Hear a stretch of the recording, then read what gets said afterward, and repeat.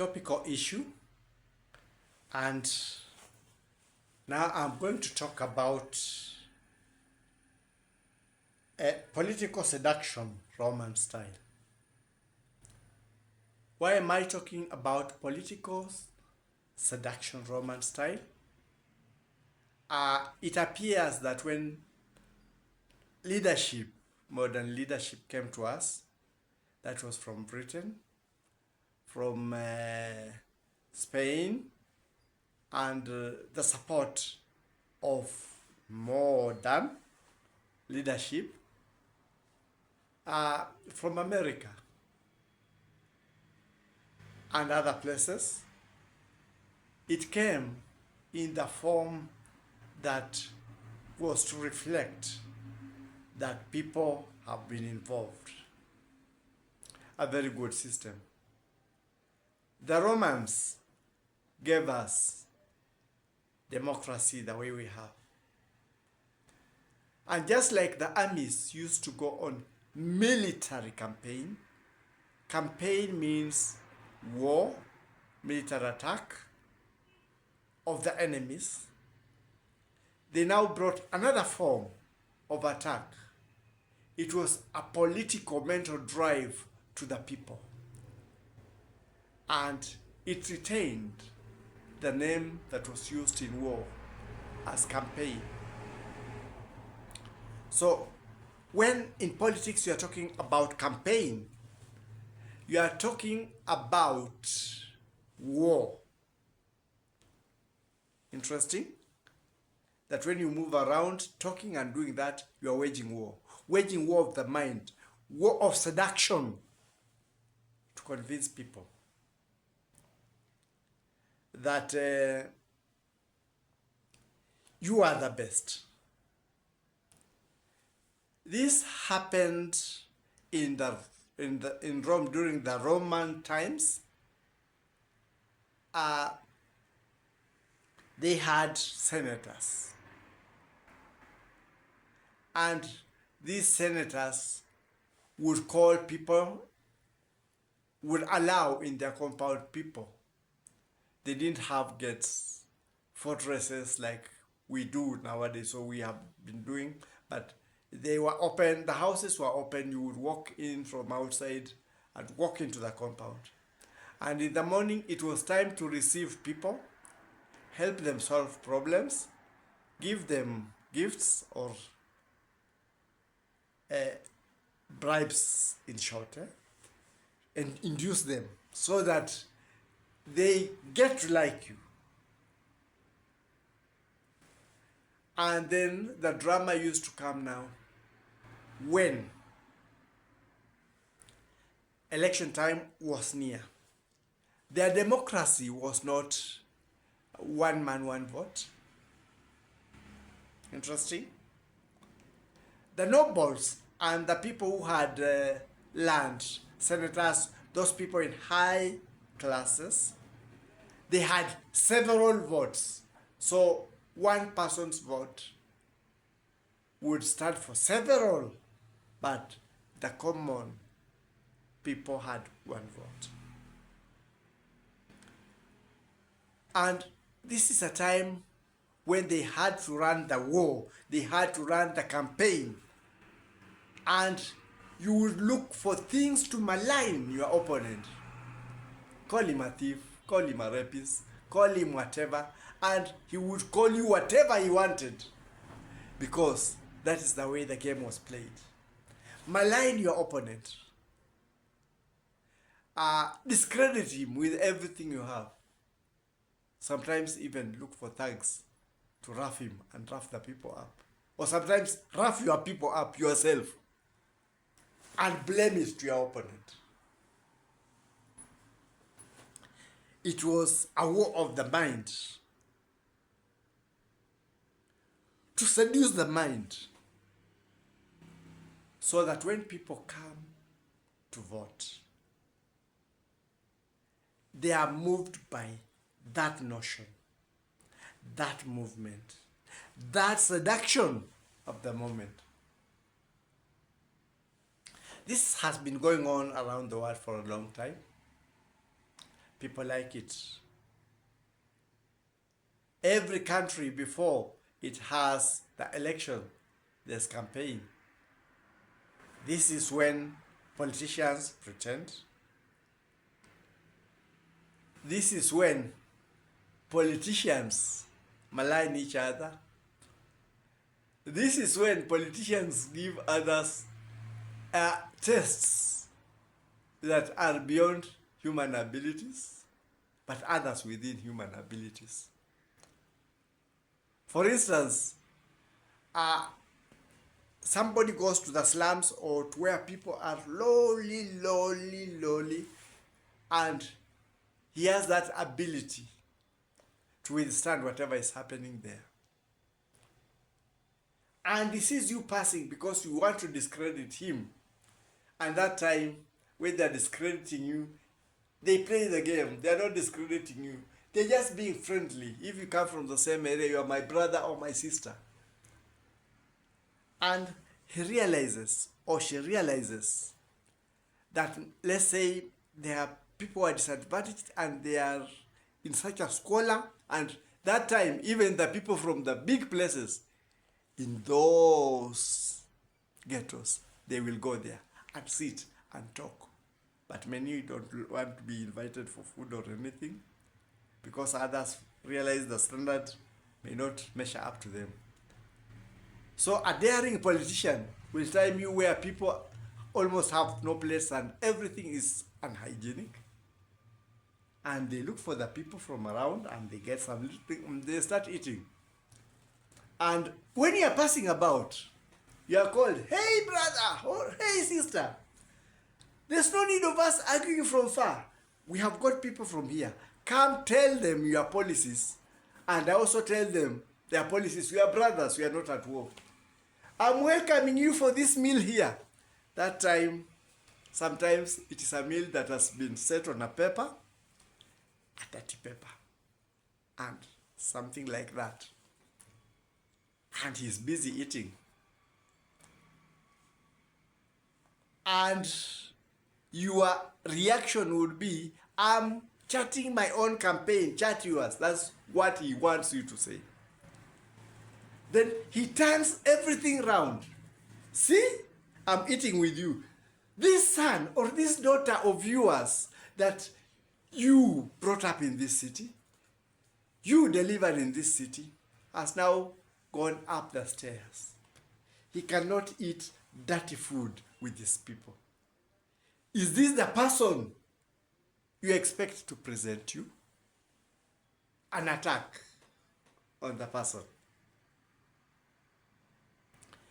That has been happening in the political field, but that has also been happening in different fields.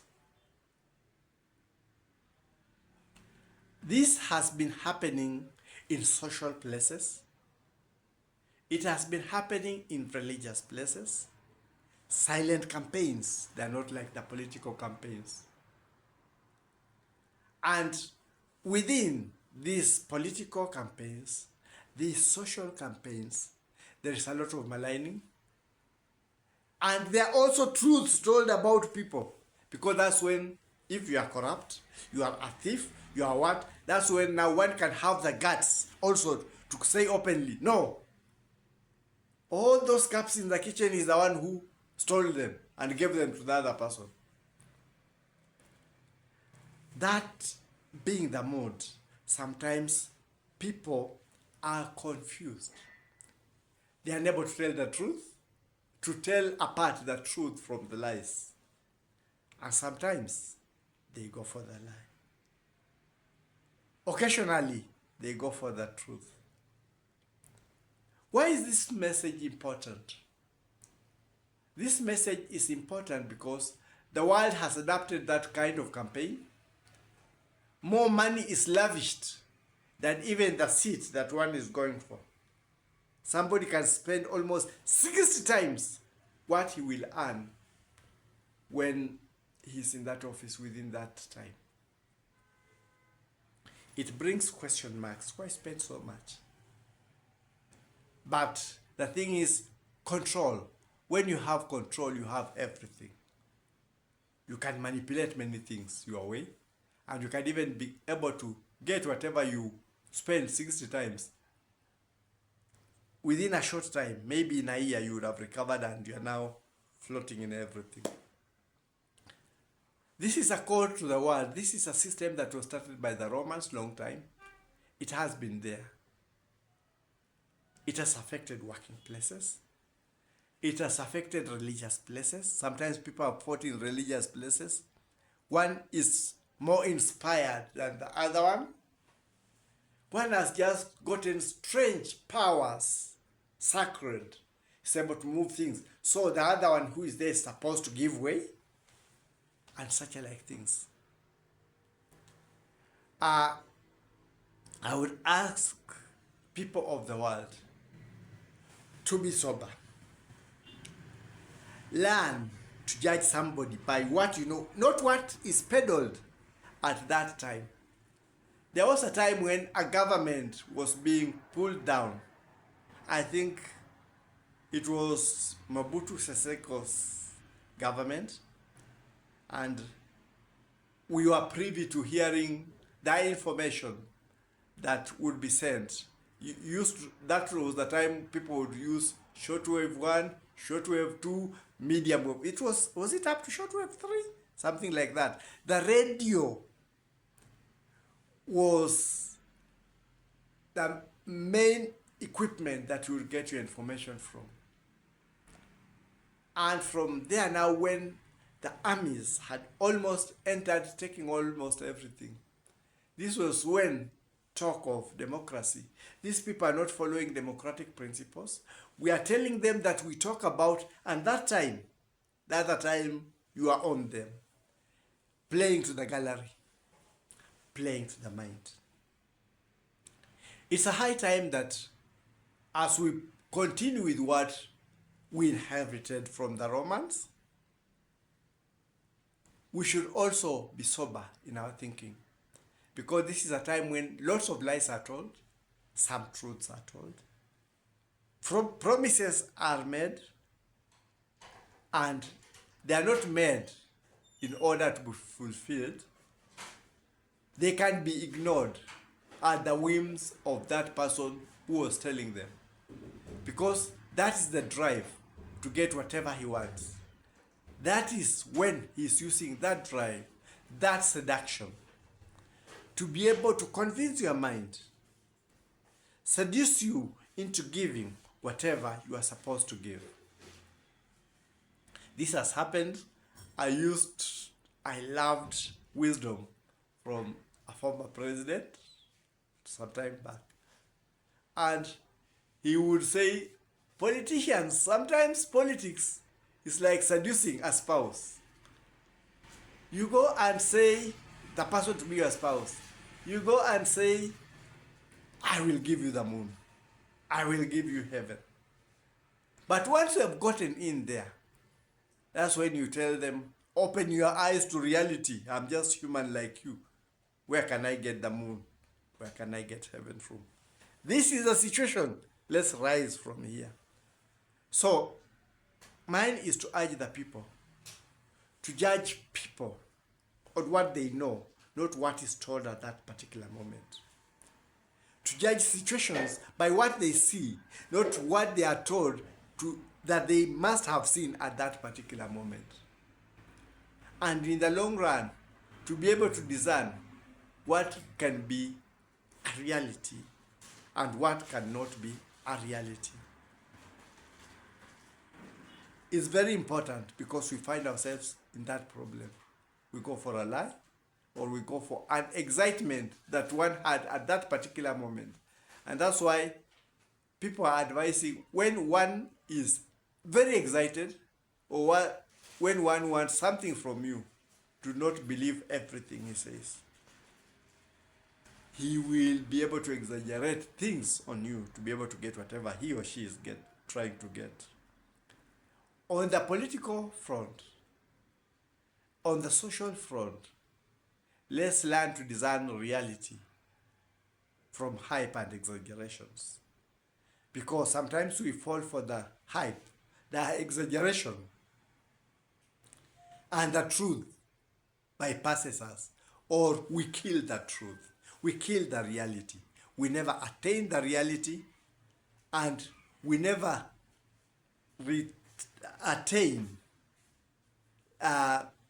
the, what do we call it, the mirage that is given by these other people, the imagination, because they were too excited. Always watch any political situation, and you will come to realize that that happens. There's a lot of maligning, a lot of mudslinging, sometimes a lot of real difficult, hard truths about people's lives. But eventually, the whole thing is geared into seducing you. It is a seduction game. Seduce you to give what he or she wants. After the seduction, reality comes in. You find somebody is incompetent. They don't now want to see you. They say they will be your servants. Now they become your bosses. They wanted to listen to you. Now they want you to listen to them, and even order if possible. It is a high time that the world looks at the political systems, the approach. Things need to change worldwide, because sometimes we are caught in a rat race, and we keep moving round and round and round and round and round and round. We never attain changes because we use the same methods, same tricks that we knew to try to get different solutions. It cannot happen. If you put water on a fire, on a pan, and put it over a stove, it evaporates. And if your water has been evaporating, like the promises that people are given during politics, you may think of trying to freeze the water. But you freeze the water by again putting it on a stove and heating it. You would have to change the mode. You would have to refrigerate it so that you get ice blocks, something tangible. You froze it. The other way you boiled it, everything boiled out of the pan. You ended up with nothing. Now freeze it so that you have ice cubes. That is the approach we should take in our political situation, because everywhere in the world people are seduced and they are left with illusions only. Everything evaporated. It was heated up in the heat of the campaign, in the heat of seduction. And by the time you want to freeze the realities, the promises, there is nothing to freeze. The pan is empty. So why don't we learn to change the methods? Follow reality, judge the people by what you know them before the campaigns, so that you may have solid promises. You may have things you have dreamt with. You may have the promises you've been given frozen, like the ice cubes that are frozen when you change the mode from the pan to the fridge. Let's get from hype to reality, real judgment, placing the people the way they are. Otherwise, we shall keep complaining over the same problem. And I'm sorry to use this term. I was told that it is said it's a fool who keeps repeating things the same way and expecting different results. Because if you are getting the results, evaporation by heating, every time evaporation, and you keep evaporating, expecting to find ice cubes, then only one term goes. I hate using that term. Let's change ourselves. Let's look at ourselves. Let's reverse. Let's use another system, another way to achieve what we want. Let's not be carried by the seduction in the heat of the moment. That is my take for now.